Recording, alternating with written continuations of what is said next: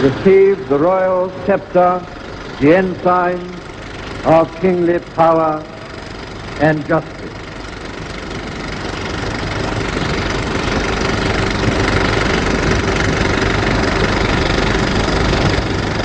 Receive the rod of equity and mercy. Be so merciful that you be not too remiss. So execute justice that you forget not mercy. O God, the crown of the faithful, bless, we beseech thee, this crown, and so sanctify thy servant Elizabeth, upon whose head this day thou dost place it for a sign of royal majesty.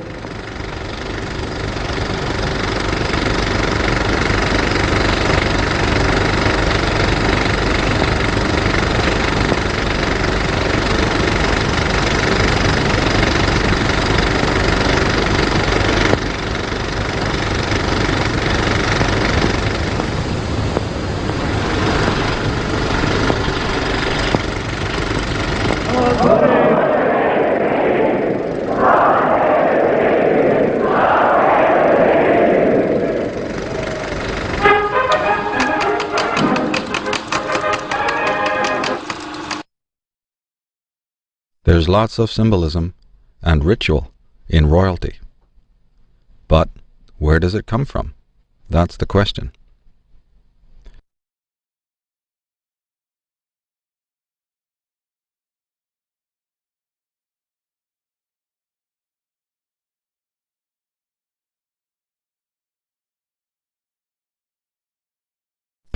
During the coronation service of Queen Elizabeth II, the narrator mentioned that elements of the proceedings were so old that history could not fathom them. Well, this obviously implies that the symbolism reaches back farther than the origins of Christianity. It also means that the ceremony is not wholly Christian, even though it appears so on the surface. Indeed, the name Britain does not come from the Hebrew, but from the Phoenician. In fact, the Hebrew language comes from the Phoenician. The name Britain derives from Baratana, a name which referred primarily to the sea goddess of the maritime Phoenician Irish peoples. This name can also be rendered Bharat, which was a name of India, and also Para, Prat, and Parat, etc. Baratana contains the syllable Ana, meaning heavens. The symbol of the cross can be seen on the early Phoenician coins, confirming that it is not Christian in origin. America is meant to have nothing to do with royalty and aristocrats and oligarchs, and yet here, on the seal of California, we find the very same emblem, the very same symbol of Baratana that's used as an emblem for the British Isles and the British royalty. A close look at Baratana's shield shows a winged goddess with a horned headdress, another ancient pagan symbol. And when it comes to goddesses, we find that Ireland was named after three of them: Eri, Banva, and Fodla. We find that Sweden is named after the goddess Svea, and Scotland was named after the Egyptian queen Scota or Scotia. Britain, as we said, is named after the goddess Baratana.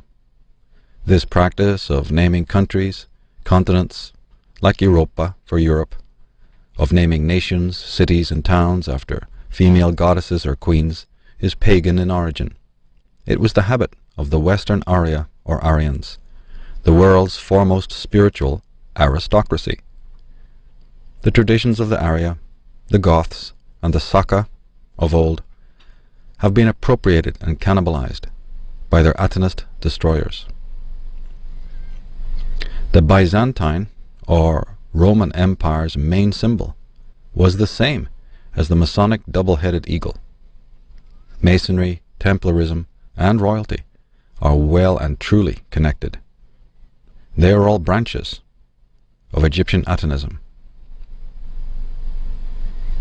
Well, curiouser and curiouser. It is not surprising that Druidic symbols appear on the regalia of the British royals. The wand, the cup, and the plate, or the disc, originated with the 4 sacred treasures of Ireland, which also gave rise to the 4 suits of the tarot and the modern playing cards. The eagle is Atonist, although it was originally an emblem of the Arya and the Goths of ancient Britain and Scandinavia.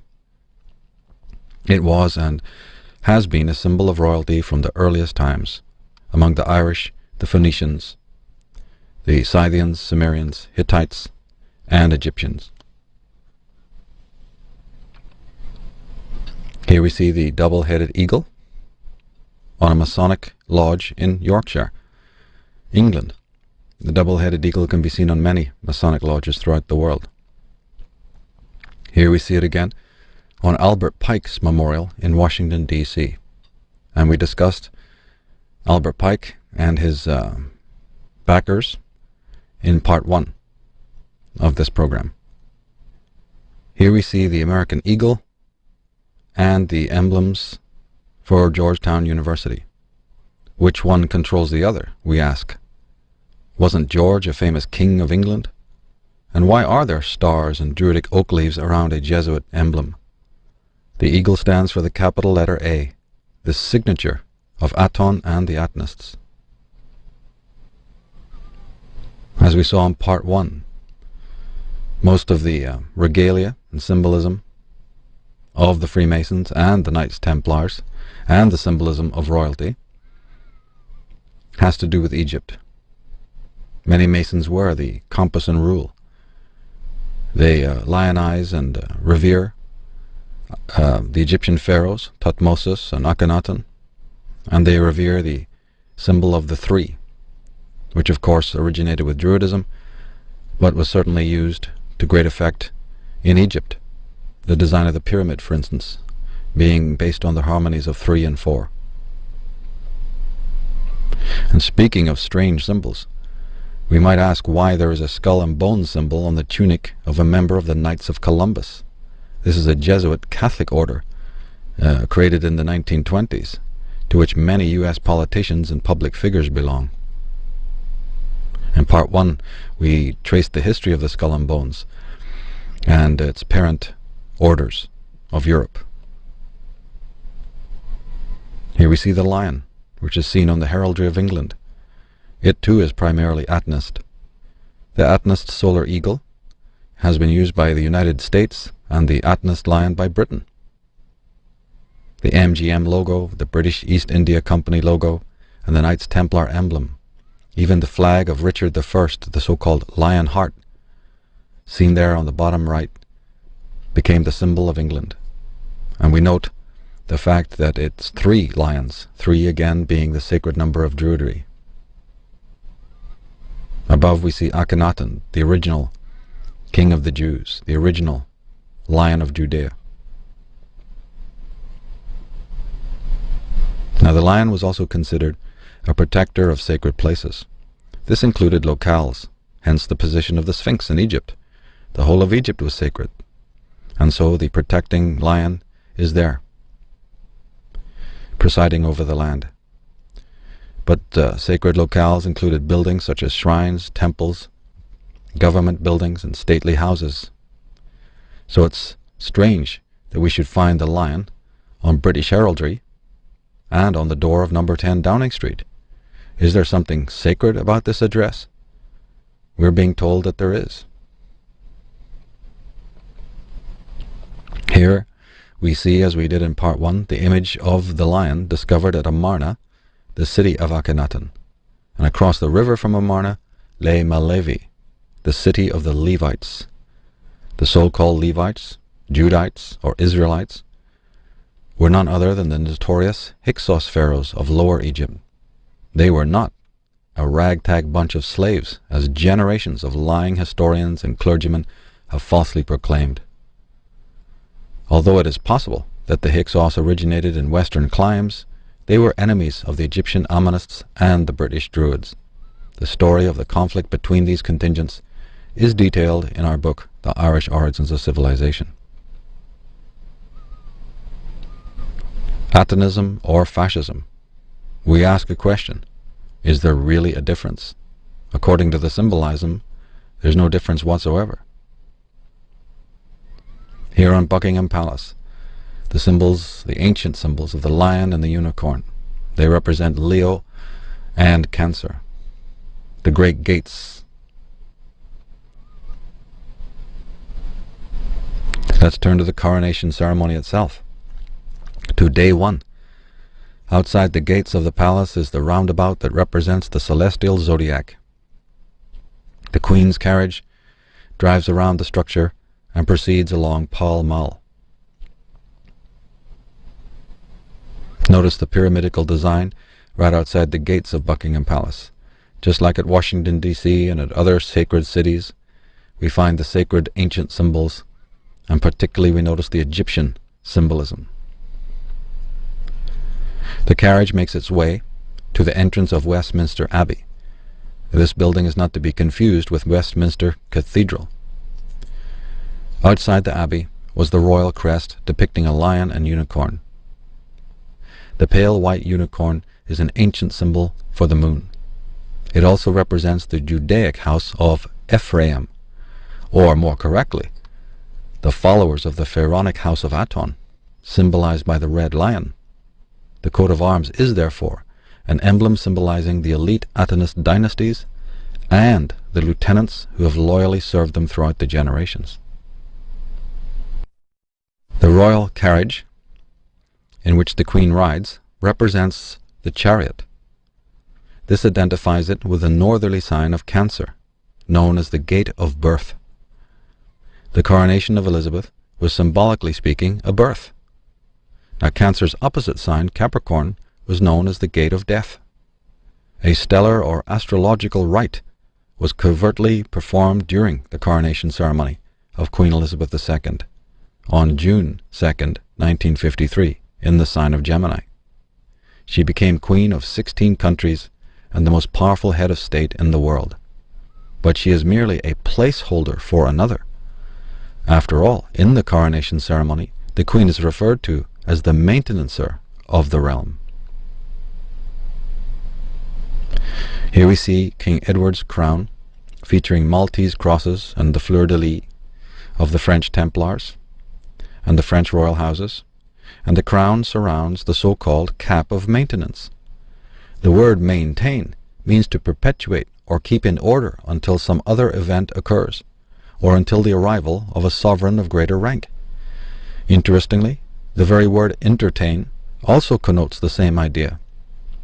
To entertain in the interim, before the main event occurs. But in whose name or place does the Queen and her court preside, and maintain the state as stewards or caretakers? Within Westminster Abbey hang the banners and pennants of the many knightly families owing allegiance to the royal families of Britain. These bear many ancient astrotheological motifs, and we can also note the inverted crosses on the right-hand side behind the banners. Here we see Phoenician images showing the raised hand that was later incorporated into the design for the flag of Northern Ireland. Allegedly, the raised red hand was a symbol of the O'Neill clan of Ireland, but in fact, it long predates the time of the Gaelic conquest of Ireland. Here we see the hand as the crest of the despotic and wayward Winston Churchill, a man who couldn't make up his mind what side of the political spectrum he could find a home.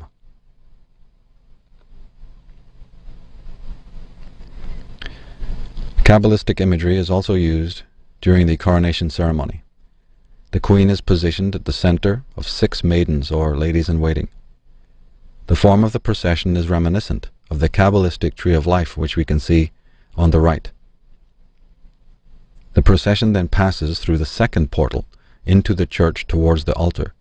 The company pass along a blue carpet symbolizing water, the river of life, time or knowledge, etc. Interestingly, the word Hebrew, as we saw in part 1, means the men of the river. Passing through the inner door towards the altar, we see the red train of the Queen held by her 6 ladies. This red train symbolizes the line of kings and queens historically preceding the Queen. She is the end of the royal bloodline, the so-called dragon court that stretches back past the time of Akhenaten to even more distant ages. And as we saw, the lion, or sometimes the dragon or the serpent of the Habsburg dynasty to whom the Queen is related. We saw that the Windsors are also related to the Beauce-Lyon family and the Battenbergs and the Saxe-Coburg-Gothas and the Hanoverian House of Orange, to the Savoys and Angevins and Capetians and the Guelphs, who were known as the Black Venetian dynasties. The procession approaches the first set of steps. There are 6 to climb. This represents a Star of David, or, more correctly, of Aton. After this ascent, the Queen moves slowly towards the members of the Protestant clergy standing before the altar in 2 thrones. On the backs of the robes of the bishops, we see the letters IHS. These letters are believed to represent Jesus Christ, but in fact they derive from the Irish god Iessa or Isus, as well as from the Grecian and Roman god Dionysus or Bacchus, upon whom the Christian Jesus was partly based.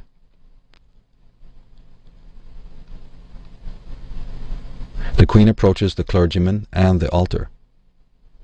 Above the altar, with the sacred emblems of royalty, is a balcony where the family members of the Queen are seated. They rise in courtesy as she approaches. The red train is meticulously laid down, and she turns to the Bible. Beside her stand 4 knights with 4 swords. They represent the compass points. The symbolism of the sword is complex. It is primarily a Martian symbol, although it also connotes the intellect and the acquisition of knowledge. Here we see the Dendera zodiac, one of the most ancient zodiacs in the world, and it shows the 12 signs of the zodiac and the 4 cardinal points. This zodiac was dedicated to the female goddesses Hathor and Isis. We recognize the 4 knights, or the 4 stewards, not only as the 4 directions of heaven, but as the 4 sons of Horus. There they are, in front of the Pharaoh, in front of Osiris. There, beneath the seat of Osiris, we see the wavy lines of the water. The same idea as the blue carpet, which we saw in the procession. But there in front of the Pharaoh, in front of the noble one, or the king enthroned, we see the 4 sons, so-called sons of Horus, which represent the 4 cardinal directions of heaven, perhaps the 4 elements, and also the 4 hemispheres of consciousness. The Queen is presented for recognition. She moves towards the St. Edward's chair. At this time, the Archbishop of Canterbury will present her before the people for recognition. This is an astromantic ritual in which the Queen represents the moon and the Archbishop the sun. His light illumines or recognizes her as the sun does the moon. The chair of St. Edward is another ancient Irish symbol. It's the coronation seat of Tara and is of Atenist origins. It was used in Ireland after the Milesians, or the Atenists, conquered the land around 600 BC.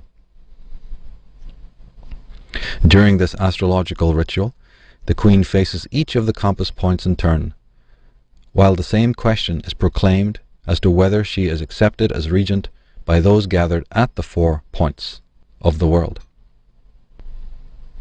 The Queen is asked by the Archbishop if she will swear before the people to keep the promises she has made, to rule her realms and territories with justice and rightness. The Queen answers, "All this I promise to do." The Queen proceeds towards the altar to kneel and swear before God that she will keep her oath. She kisses the Bible, which appears to be opened at an early chapter. Immediately after the Bible is removed, another book is brought forth, in which she signs her name. After being addressed by the Scottish minister, The Queen has her crimson robe removed. She rises and proceeds towards St. Edward's chair, behind a knight carrying a sword. This is the moment before the anointing. During the televised coronation, the narrator described the anointing ceremony as a moment so old that history can scarcely go deep enough to contain it. This curious description tells us that the rite preceded the time of Christ. That is what is being implied subtextually. And we may ask, what dynasty or empire, known to anoint its kings and queens, was so old that history itself cannot fathom it? Is the narrator referencing and suggesting pre-Diluvian empires?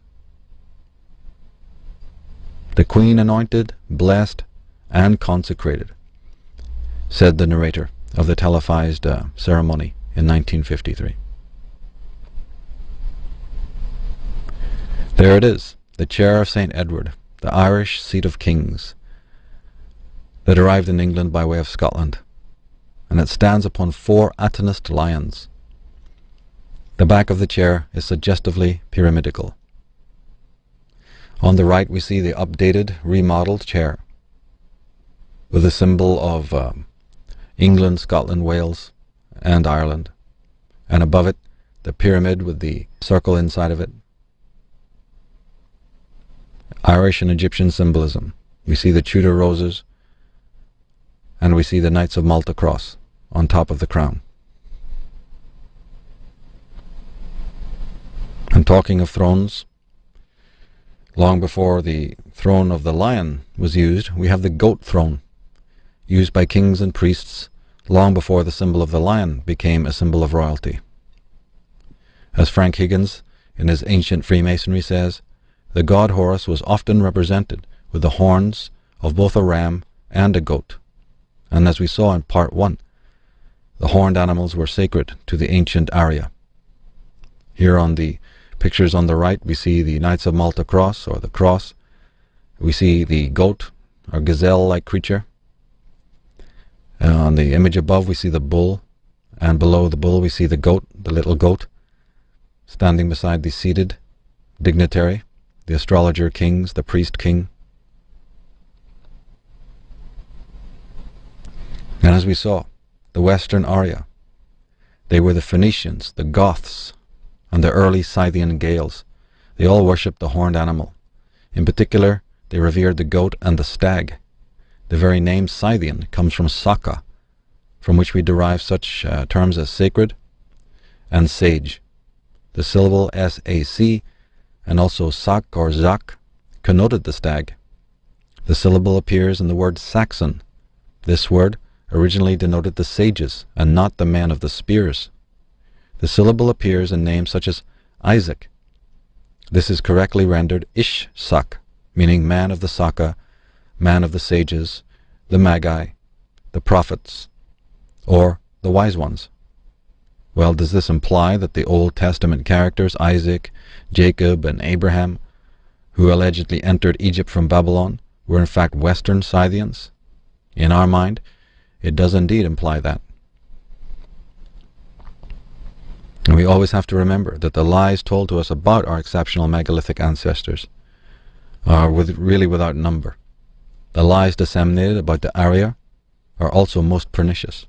The very word Aryan has been thoroughly and deliberately misinterpreted. It referred not to a race, but to a caste.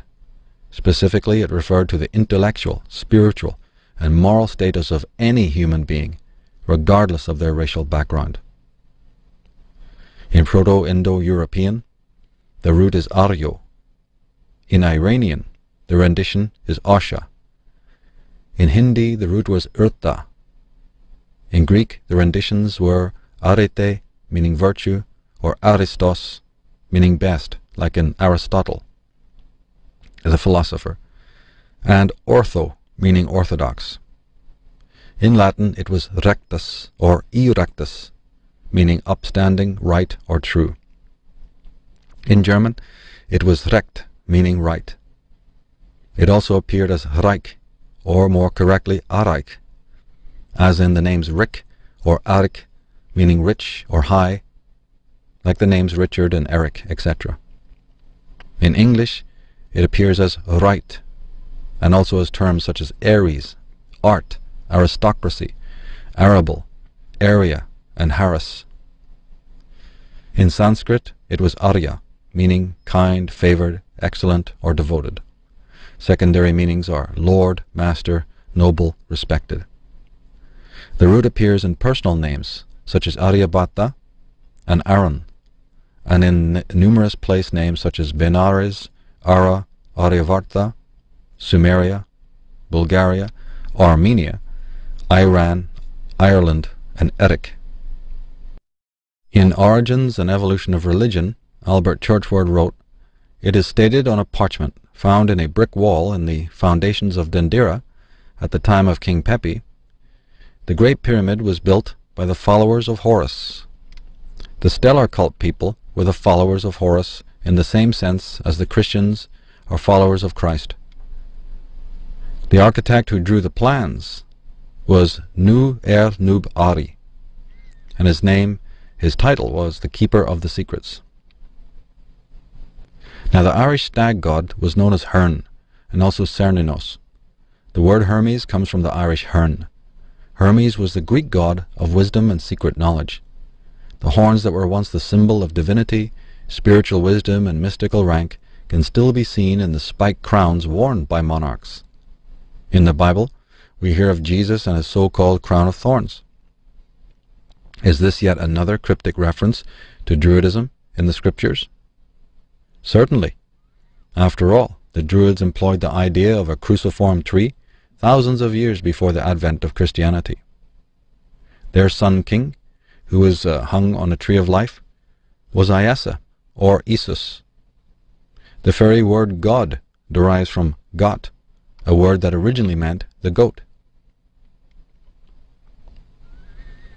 Here he is, Herne the Hunter, the ancient stag god of Druidism, wearing the original crown of thorns. The serpent and torque serve as his ring and rod. These are the key symbols of royalty, but spiritually they represent biunity, the nucleation of the masculine and feminine polarities, and the unification of microcosm and macrocosm.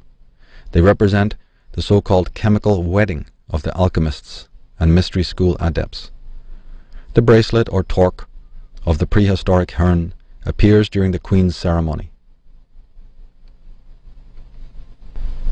During the anointing and consecration, 4 knights of the Order of the Garter bring a canopy over the seat and over the Queen. At this time, shielded from public view, the Queen is spoken to by the Archbishop of Canterbury. What passes between the two is not known.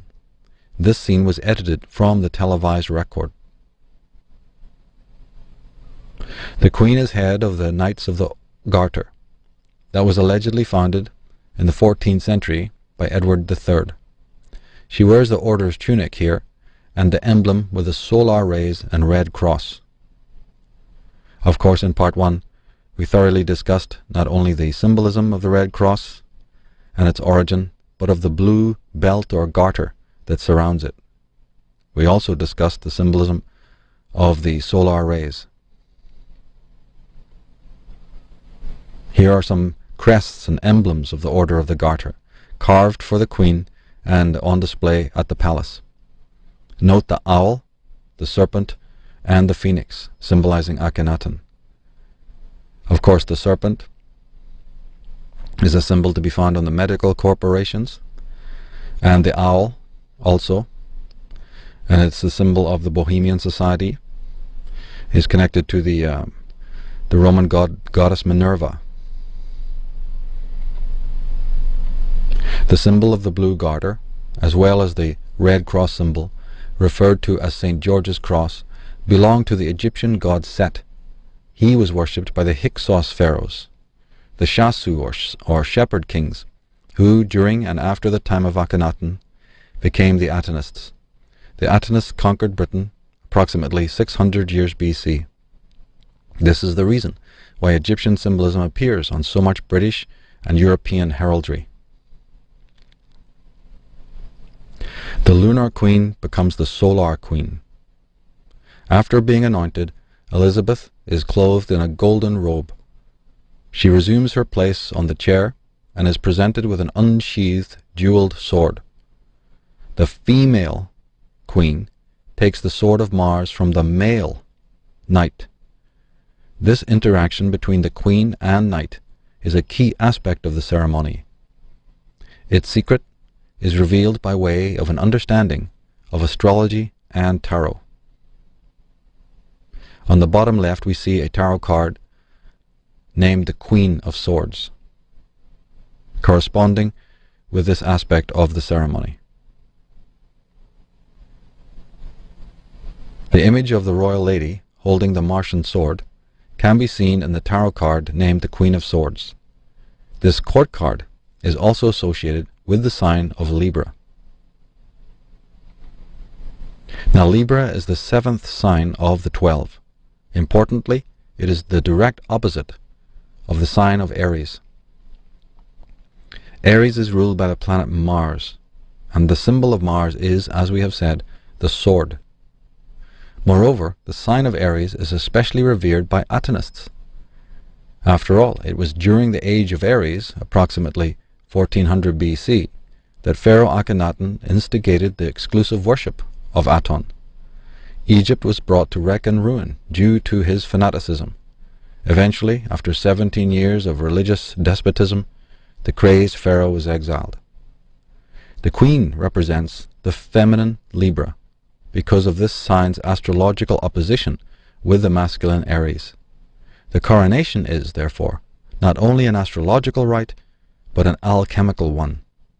It is a form of hieros gamos, or chemical wedding. The archbishop approaches and says, "With this sword do justice." The tarot card which corresponds to the sign of Libra is known as Justice, and it is card number 11. The queen stands and walks towards the altar to return the sword. She resumes the throne, and the archbishop then brings forth the bracelets of sincerity and wisdom. As we saw, these bracelets again originate from Irish mythology. And according to one legend, Moses gave his own bracelets to a Gaedel, the son of Noel, the Milesian, or Atenist, who brought them to Ireland after leaving Egypt.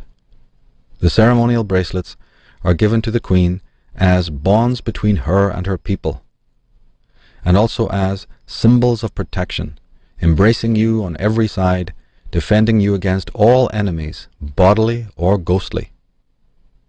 So here we have an intensely occult ritual in which many of the actual rites are to do with protection, protecting the queen against all sorts of attack, against all sorts of enemies, in this world, in the incarnate world, and in the discarnate world, and the spiritual and astral planes.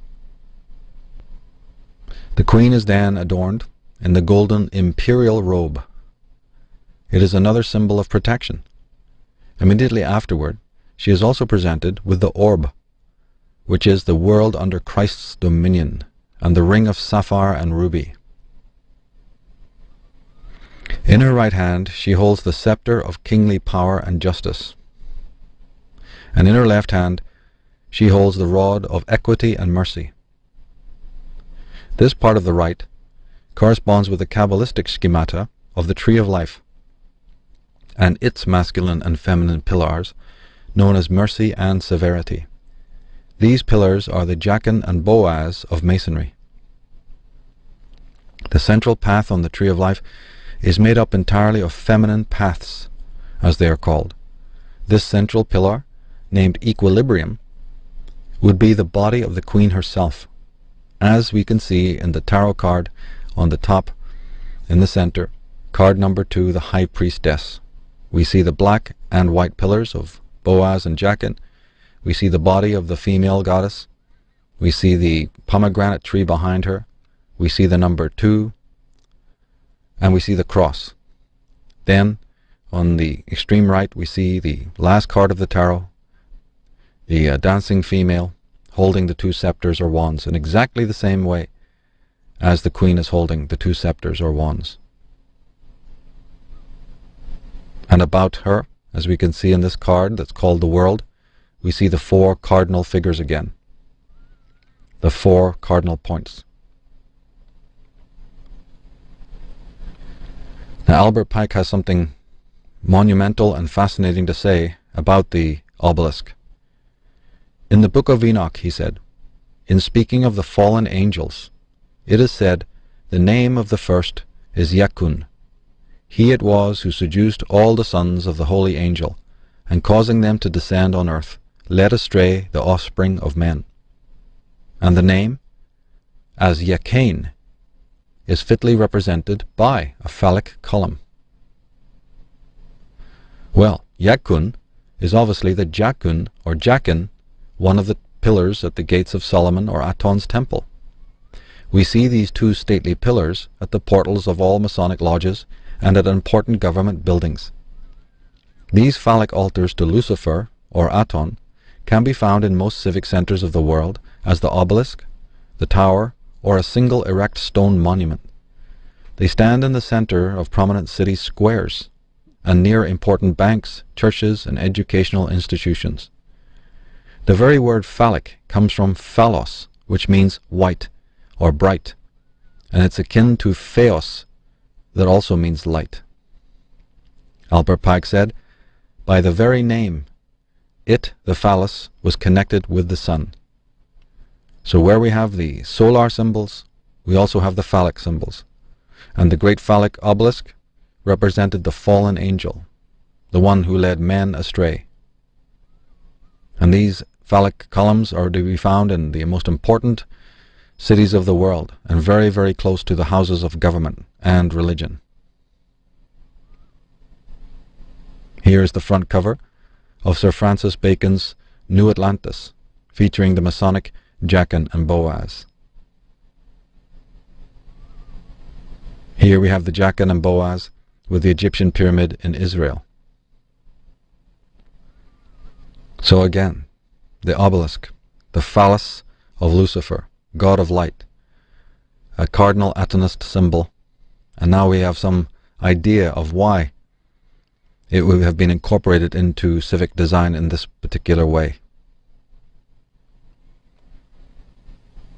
Well, the idea of 2 pillars is not Jewish but Egyptian. As said, Jachin and Boaz are based on the esoteric, so-called Kabbalistic tradition, and on the tree of life's pillars entitled mercy and severity. These terms apparently also refer to 2 ancient symbols of royalty, namely the crook and flail of the pharaohs. Egyptian pharaohs bore the symbol of the crook and also the flail or whip. This symbol of the flail connoted self-mastery and not dominance over others, as lying experts contend. Interestingly, the Hyksos pharaohs were known as the shepherd kings. The king of Egypt was regarded as a seer. He was the shepherd. This term distinguished him as a master astrologer, because the flocks were the stars of heaven. On Queen Elizabeth's shoulder there is what appears to be 2 tassels, but which may be in fact a figurative Egyptian flail. It's a case of old pharaohs and new pharaohs. It's a case of meet the new boss, it's the same as the old boss. And what's more, we see the ring and the rod in exactly the same way as we saw in the ancient picture of Herne the Hunter, in the Sumerian, Babylonian, Assyrian images of the goddess Lilith, who holds them, and also in the priest kings of ancient Sumeria and Babylon, who held the same symbols of royalty, the sphere and the rod, the ring and the rod, the 1 and the 0. In Genesis 49, chapter 10, we read, "The scepter will not depart from Judah, nor the ruler's staff from between his feet, until he comes to whom it belongs, and the obedience of the nations is his." So again, an idea of waiting, an idea of one who is to come, and the importance of the scepter. Of course, we find the royal scepter not only in the House of Lords. Troublesomely, we find it in the House of Commons. Ultimately, the House of Commons cannot open without the right of placing the Queen's mace. The oligarch has the power, regardless of what the common public are led to believe. Everything is commissioned under the name of royalty and oligarchy. Now the Archbishop raises the crown high above the Queen's head before setting it in place. Suggestively, nothing organic exists during the ceremony, and men alone undertake the main ceremonial duties. That's right. The entire ceremony is indoors. There are no animals, there are no plants, and women do not take part in any of the main ceremonial duties. Here again we see the crown and the cross, which Christians would have us believe originates with early Christianity. But of course, a little study tells us the opposite. Tells us that the cross is hardly unique to Christianity or modern royals. We find it on the symbols of the Goths, the Picts, the Assyrians, the Babylonians, the Irish, and of course the Phoenicians. Now once crowned, the Queen, while adorned in the golden imperial robe, and while carrying the two scepters, goes to another set of stairs. She begins to ascend 5 stairs to her throne, to assume full possession of her kingdom. Now 5 is the number of transcendence. It signifies mastery over the 4 elements of fire, water, air, and earth. Moving to the 5th level in anything symbolizes a form of crucifixion, to die to the 4, to die to the cross, and transcend to the quintessential level. In English, the letter E represents this quintessential level that is known by the Greeks as epsilon, the 5th letter of the alphabet. That's right, 6 stairs, then 5. You think it's Masonic? Well, you've just graduated, because it is. Here, on a Masonic frieze, are the idiosyncratic symbols, the emblems of Freemasonry, like we see on so many lodges. The 6-pointed star, the 5-pointed star, the number 6 and the number 5, the number 5 and the number 6, the 2 trees stylized to look like columns, the phallic idea. We see the compass and rule. We see the letter G, which we discussed thoroughly in part 1. We see the face of the sun, and we see the moon. And of course the Queen ceremony totally employs the astrological and astrotheological elite motifs of the coming together of the sun and the moon. We see the eye, not the eye of Horus, but the eye of Aton. We see the tools of masonry, and we see the Pythagorean squares. It's all there for the eye to see and to decode. And the endless emphasis on light and the sun. Now that the Queen has sworn to uphold the teachings of the Protestant faith and to support and protect its clergymen, 3 bishops go down on their knees in homage before her. At this point, she is made supreme over her male subjects. And we want to really meditate on that term, subject. In the early Babylonian stele, we see the sun disk, we see the 4 directions and the 3 attendants to the enshrined king within his sacred precinct. There's nothing new about the Queen's ceremony and the traditions and the rites and rituals that we see going on in it. Now above the priest-king's head are the symbols of the planets and stars. The temple stands upon the water, symbolized by the wavy lines. As we saw earlier, the Queen's procession moved along a blue carpet. Moreover, the very abbey, Westminster Abbey, is situated right on the river Thames, or Tammuz, the river of Thomas, the river of time. The Queen is then approached by 4 more subjects: her husband, the Duke of Edinburgh, her uncle, the Duke of Gloucester, her cousin, the Duke of Kent, and finally the Earl Marshal of England. Each kneel and kiss her on the left cheek. Now in the 1st, 2nd, and 4th case, the dedication to the Queen is spoken aloud. In the case of the Duke of Kent, it is read silently from a paper presented in front of him by one of the bishops. The photo on the right is slightly blurred, but the paper being held in front of the Duke of Kent by the bishop can be plainly seen. Now, the Duke of Kent is the head of the Freemasonic Orders of Britain. It is therefore very suggestive that his statement and proclamation before and to the Queen is silent and secret. The narrator of the coronation service passed by this specific episode without a comment.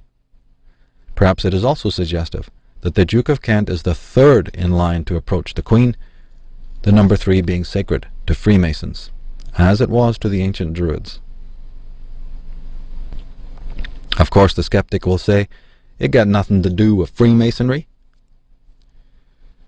Well, that's what you're bound to think without investigation, without research, and without an open mind. On the contrary, it got everything to do with Freemasonry. But it's more pernicious even than that. The royals expect their subjects to bow or kneel before them, do they not? Well, the boss man expects you to bow and kneel before them if they had their way. But symbolically bowing low the head to anyone actually signifies death. It signifies that one is headless before their liege lords.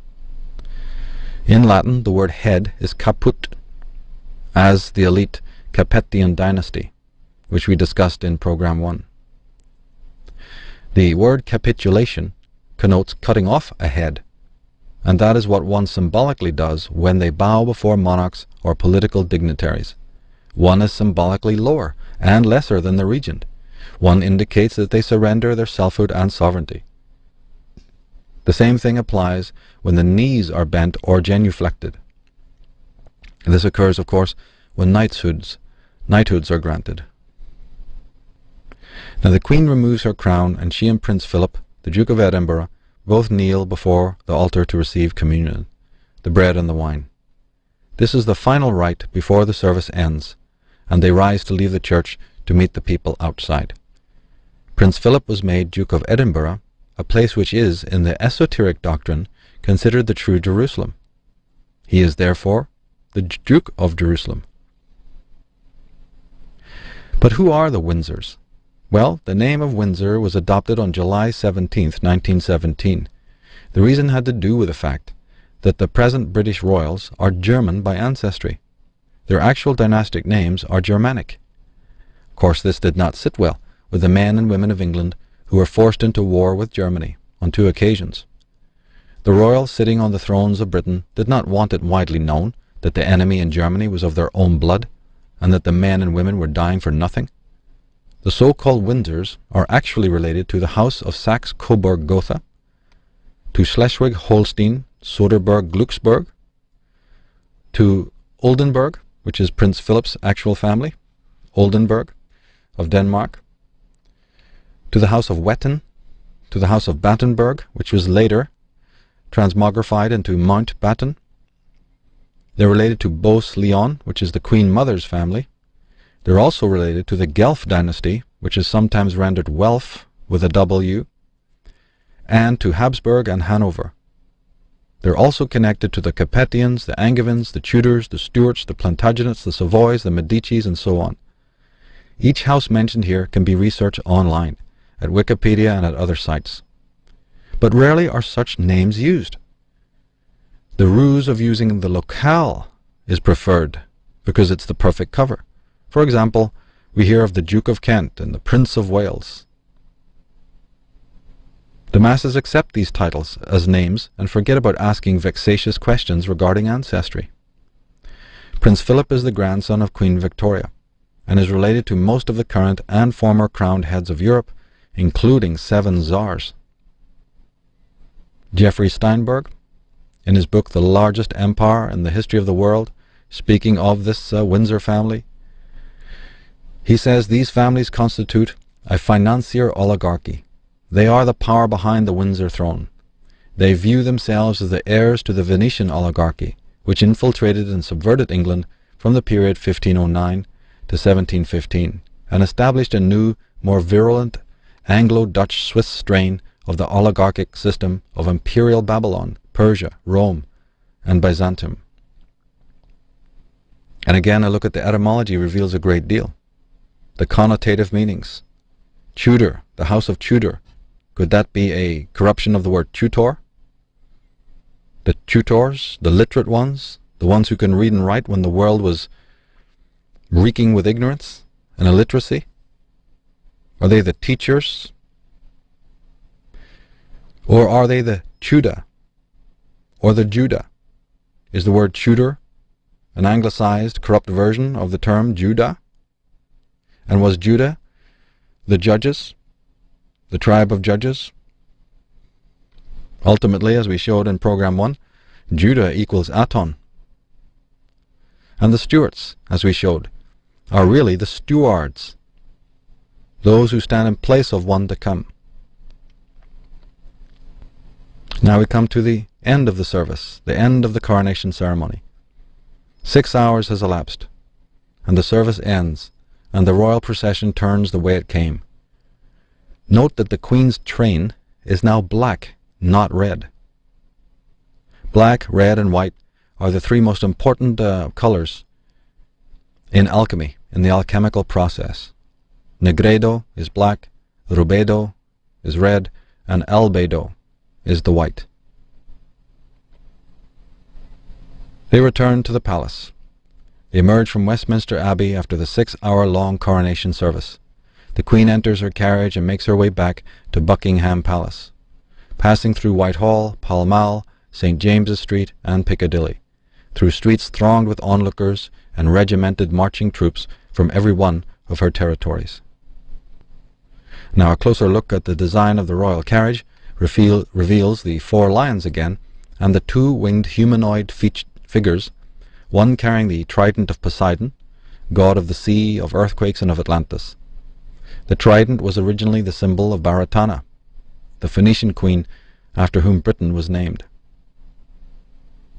And let's not forget again the tarot aspect of all of this, that the carriage represents card number 7, the chariot, moving through and back again through the gate of birth.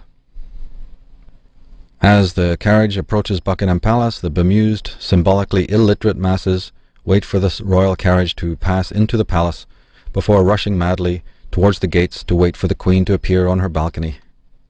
That their fathers and sons died in many wars orchestrated by the Windsors and their European cousins does not dampen their patriotism in the least.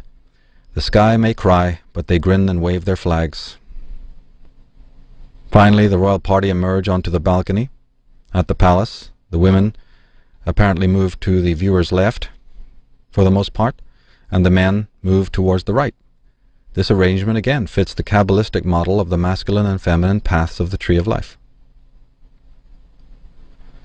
And let's not ever forget the whole question of geometry, sacred geometry, earth geometry, geomancy, positioning, because unknown to the congregating hordes whose energy becomes a key factor in civic rituals of this kind, the zodiacal Pall Mall, with its gates of birth and death, sits at the apex of a giant pyramid, a pyramidical design upon which Buckingham Palace is based.